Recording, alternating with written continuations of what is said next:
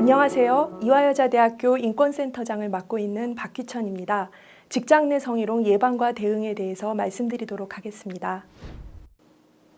먼저 직장 내 성희롱이란 무엇이고 어떻게 판단해야 하는가 살펴보도록 하겠습니다. 남녀고용평등과 일가정 양립 지원에 관한 법률 제2조 제2호는 직장 내 성희롱의 개념에 대해서 규정하고 있습니다. 사업주, 상급자 또는 근로자가 직장 내의 지위를 이용하거나 업무와 관련하여 다른 근로자에게 성적 언동 등으로 성적 굴욕감 또는 혐오감을 느끼게 하거나 성적 언동 또는 그 밖의 요구 등에 따르지 아니하였다는 이유로 근로조건 및 고용에서 불이익을 주는 것을 말합니다. 또한 남녀고용평등과 일가정 양립 지원에 관한 법률에서는 사업주, 상급자 또는 근로자는 직장 내 성희롱을 하여서는 아니 된다라고 규정하여 직장 내 성희롱을 금지하고 있습니다. 법은 직장 내 성희롱의 행위자가 될 수 있는 자와 피해자가 될 수 있는 자의 범위를 정하고 있습니다. 먼저 행위자가 될 수 있는 자는 사업주, 상급자 또는 근로자이고 피해자는 근로자입니다. 이 경우에 성희롱 행위자와 피해자의 성별은 중요하지 않습니다. 남성이든 여성이든 직장 내 성희롱의 행위자가 될 수도 있고 피해자도 될 수 있다는 뜻입니다. 먼저 업무 관련성이라는 것은 사업주, 상급자 또는 사용자가 직장 내의 지위를 이용하거나 업무와 관련하여 성희롱 행위를 했다는 점을 의미합니다. 성적 언동 중에는 먼저 육체적 성희롱 행위가 있습니다. 예를 들어서 업무를 하는 과정에서 직원을 격려한다는 핑계로 머리를 쓰다듬거나 엉덩이를 손으로 툭툭 치거나 또는 손금을 봐준다면서 손을 주무르는 행위는 육체적 성희롱 행위에 해당이 됩니다. 국가인권위원회는 손톱으로 손바닥을 긁는 행위도 성희롱 행위에 해당된다고 보았습니다. 왜냐하면 이는 성적 관계를 제의하는 은어적 표현이라고 하기 때문입니다. 다음으로 언어적 성희롱 행위에는 음란한 말을 하는 경우뿐만 아니라 타인의 외모를 평가하거나 성적으로 비유하는 말도 포함됩니다. 또한 누군가를 좋아한다, 사랑한다라고 하면서 상대방이 원하지 않는 부적절한 호감의 표시를 하는 경우도 성희롱이 될 수 있음을 유의해야 합니다. 예를 들어서 기혼 상급자가 미혼 하급 여직원에게 일방적으로 계속 좋아한다라는 문자를 보내고 여직원이 거부를 했음에도 불구하고 계속 사랑한다라고 말을 하는 것은 비록 행위자가 자신이 이성으로서 호감 표시를 한 것이라고 주장을 하더라도 성희롱에 해당될 수 있습니다. 시각적 성희롱의 대표적인 예는 자신의 신체 부위를 고의적으로 노출하거나 옆에 직장 동료가 있음에도 불구하고 음란한 동영상을 보는 경우 등입니다. 그 밖에 사회통념상 성적 굴욕감이나 혐오감을 느끼게 하는 것으로 인정되는 모든 행동은 성희롱 행위에 해당될 수 있습니다. 최근 국가인권위원회가 판단했었던 사건 중에는 사무실 업무용 컴퓨터에 설치된 메신저로 남자 직원들끼리 대화를 하던 중에 여직원들에 대해서 성적 비하 표현을 한 것이 성희롱에 해당된다라고 판단했었던 사건입니다. 해당 여직원이 가해자 중에 한 명인 상사의 지시로 그 컴퓨터를 보는 과정에서 자신들을 성적으로 비하하는 대화 내용을 보게 된 것입니다. 이에 대해 국가인권위원회는 가해자들이 대화의 유출 가능성을 인지하고 있었고 실제로 유출되어서 피해자들이 가해자들의 행위로 인해 성적 모욕감을 느꼈을 것이 인정된다고 판단했습니다. 성희롱 행위로 인한 피해는 성적 굴욕감 또는 혐오감을 느끼게 하는 것 혹은 근로조건 및 고용상 불이익을 주는 것입니다. 피해자가 성적 굴욕감 또는 혐오감을 느꼈는지 여부를 판단하기 위해서 대법원은 합리적 피해자의 관점에서 판단해야 한다고 하고 있습니다. 합리적 피해자의 관점이라는 것은 우리 사회 전체의 일반적이고 평균적인 사람이 아니라 피해자와 같은 처지에 있는 평균적인 사람의 입장에서 판단해야 한다라는 뜻입니다. 그리고 피해자가 성적 굴욕감 또는 혐오감을 느꼈는지 여부를 판단할 때 행위자가 성적 의도를 가지고 있었는지 여부는 성희롱 성립 여부와 무관합니다.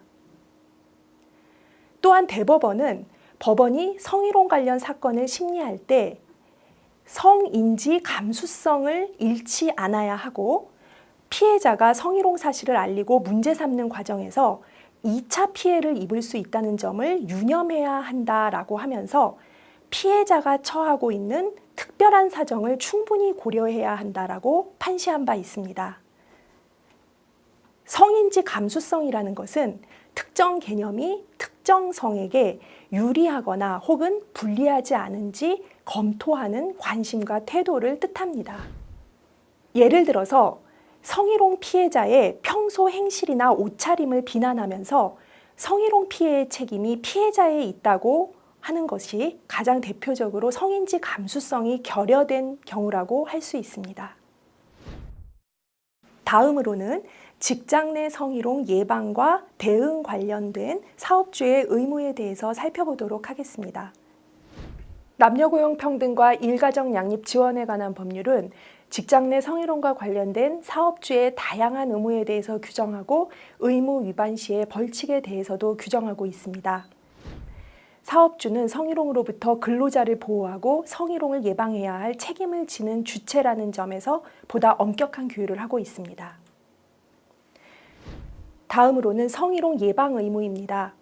성희롱 예방 교육은 매년 1회 이상 사업주, 근로자 모두 받아야 하고 성희롱 예방 지침 내용은 근로자가 자유롭게 열람할 수 있는 장소에 항상 게시 또는 비치해야 합니다. 또한 성희롱 예방 지침을 마련하고 근로자가 자유롭게 열람할 수 있는 장소에 항상 게시 또는 비치해야 합니다. 다음으로는 성희롱 발생 시의 조치 의무입니다. 성희롱 사건을 접수하거나 혹은 성희롱 사건을 인지한 경우에는 지체 없이 조사를 해야 하고 성희롱 조사 기간 동안에는 피해 근로자 등에 대해서 근무 장소 변경이나 유급휴가 명령과 같은 적절한 조치를 취해야 하고 성희롱이 확인된 경우에도 피해 근로자 등이 요청하면 근무 장소의 변경이나 유급휴가 명령 등 적절한 조치를 해야 합니다. 성희롱이 확인된 경우에는 지체 없이 성희롱 행위자에 대해서 징계나 필요한 조치를 해야 합니다. 이 경우 징계 등의 조치를 하기 전에는 그 조치에 대해서 피해자가 어떤 의견을 가지고 있는지 들어야 합니다. 또한 성희롱 사건을 조사하는 사람, 보고받은 사람, 조사 과정에 참여한 사람들은 성희롱 피해자의 의사에 반해서 비밀을 누설해서는 안 됩니다. 왜냐하면 비밀을 누설함으로써 성희롱 피해자에게 또 다른 2차 피해가 발생될 수 있기 때문입니다. 특히 법에서는 성희롱 신고자와 피해자 등에 대한 불리한 처우를 금지하고 있고 그 금지되는 불리한 처우의 내용을 상세하게 규정하고 있습니다. 첫째, 파면, 해임, 해고, 그 밖에 신분 상실에 해당하는 불이익 조치. 둘째, 징계, 정직, 감봉, 강등, 승진 제한 등 부당한 인사조치. 셋째, 직무를 미부여하거나 직무를 재배치하거나 그 밖에 본인의 의사에 반하는 인사조치. 넷째, 성과평가 또는 동료평가 등에서 차별이나 그에 따른 임금 또는 상여금 등의 차별지급.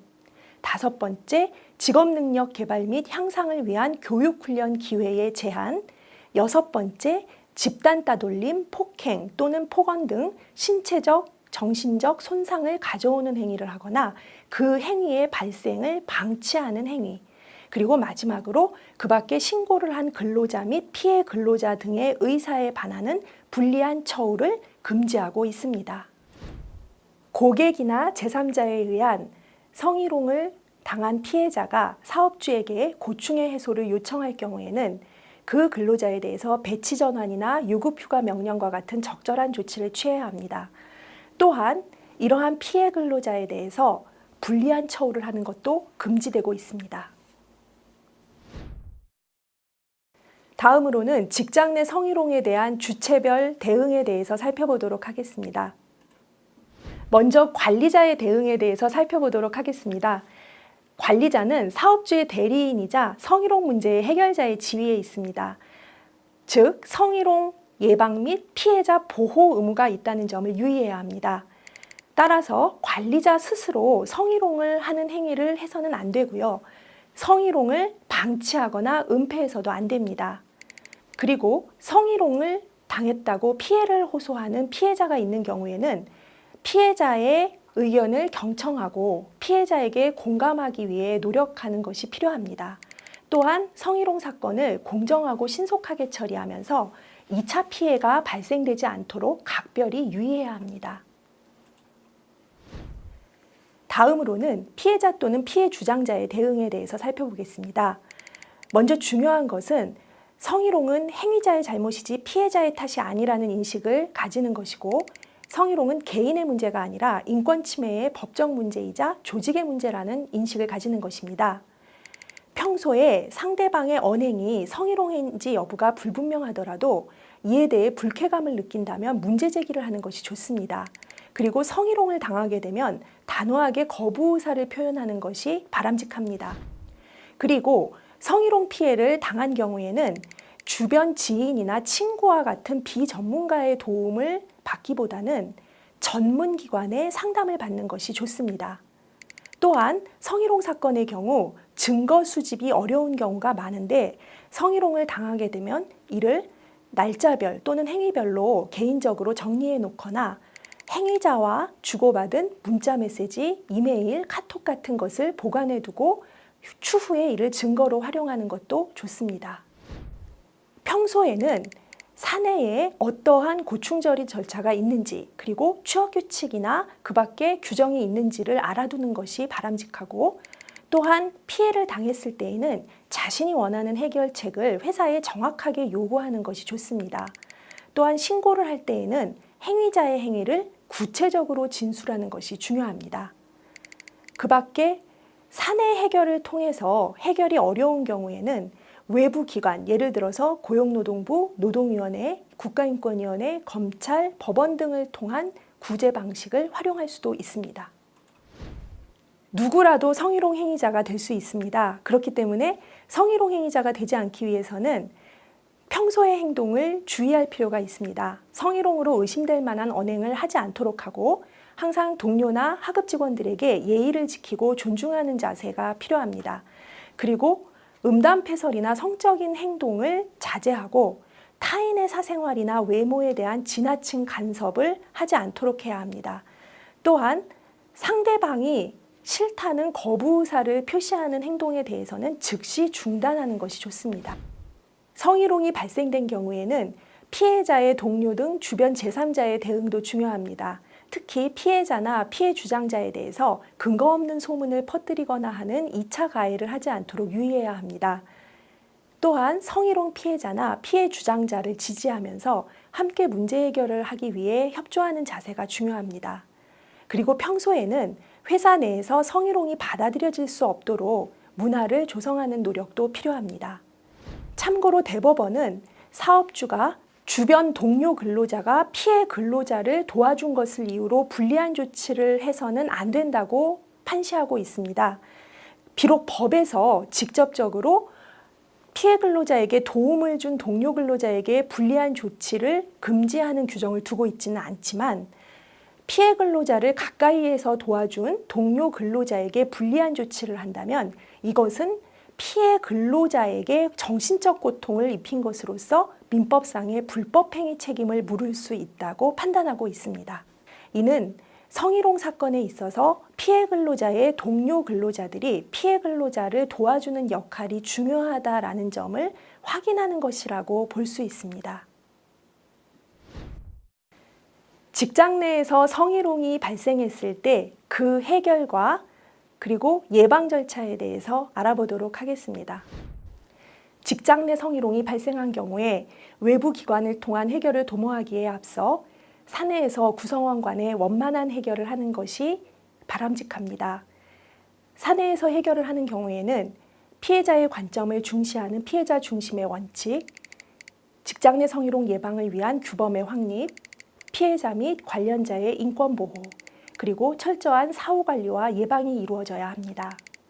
성희롱 고충 상담의 기본 원칙은 피해자와 같은 성의 상담자가 별도의 공간에서 상담이 이루어지도록 해야 하는 것이고, 상담원은 피해자의 비밀을 보장하면서 신속하고 공정한 절차가 진행되도록 해야 한다는 것입니다. 사내 해결 절차는 첫째, 접수와 상담을 통한 사건 개요 및 피해자의 요구 파악. 둘째, 성희롱 담당 기구를 구성하여 사실관계의 조사와 의결, 그리고 피해자가 요청할 경우에는 근무장소 변경 등의 피해자 보호 조치가 이루어져야 합니다. 셋째, 행위자와 피해자에 대해서는 행위자에 대한 징계 및 인사조치가 이루어져야 하고 피해자의 요구가 있는 경우에는 근무장소 변경 등 적절한 보호 조치가 이루어져야 합니다. 마지막으로 전 직원에 대해서 성희롱 의식 및 실태 조사를 하고 성희롱 예방 교육을 실시하는 등의 재발 방지 대책과 후속 조치 등이 이루어질 필요가 있습니다. 직장 내 성희롱, 발생된 후에 제대로 해결하는 것도 중요하지만 평소에 성희롱이 발생되지 않도록 예방하는 것은 더욱 중요합니다. 성희롱을 예방하기 위해서는 구성원 간의 서로의 인격을 존중하고 인사관리에서 성평등을 확립해야 합니다. 그리고 음주 위주의 회식 문화나 접대 문화를 지양하는 것이 좋습니다. 또한 성희롱 관련 사내 규칙을 명확하게 수립하고 성희롱 예방 교육을 철저하게 실시해서 조직 내에서 성희롱이 허용되지 않는다는 것을 구성원들에게 인식하게 해야 합니다. 만일에 성희롱이 발생된다면 신속하고 공정한 사건 해결을 통해서 가해자에게는 성희롱이 용납되지 않음을 분명하게 주지시키고 분쟁이 악화되는 것을 방지해서 구성원들에게 신뢰를 주는 것이 중요합니다. 직장 내의 모든 구성원이 안전하고 행복하게 일할 수 있는 직장 문화, 모두의 노력으로 만들어갈 수 있습니다.